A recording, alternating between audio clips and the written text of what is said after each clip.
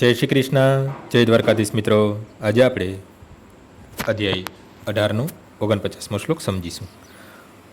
અસક્ત બુદ્ધિ સર્વત્ર ચિતાત્મા વિગત સ્પૃહ નૈષ્કર્મ્ય સિદ્ધિમ પરામ સંન્યાસેનાધિ ગચ્છતિ.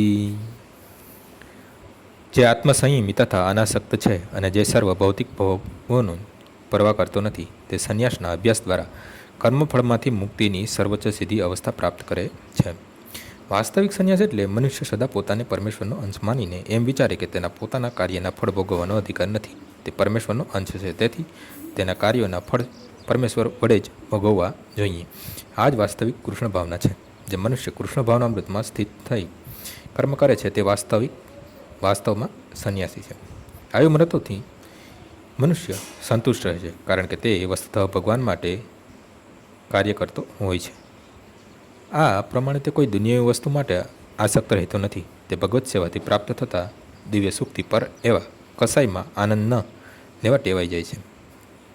સંન્યાસીને પૂર્વકર્મના ફળથી મુક્ત થયેલો માનવામાં આવે છે, પરંતુ જે મનુષ્ય કૃષ્ણ ભાવનામૃતમાં હોય છે તે સંન્યાસી ગ્રહણ કર્યા વિના જ પણ આવી સિદ્ધિ પ્રાપ્ત કરી લે છે. આવી મનોદશા યોગારૂઢ અથવા યોગની સિદ્ધાવસ્થા કહેવાય છે. ત્રીજા અધ્યાયમાં સમર્થન કરવામાં આવ્યું છે તે પ્રમાણે યશત્વામ રીતિરેવ સ્યાત.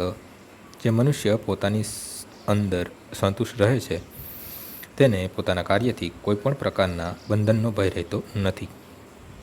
આજનો શ્લોક અહીં પૂર્ણ થાય છે. આવતીકાલે ફરીથી સવારે 6 વાગ્યે મળીશું. જય શ્રી કૃષ્ણ.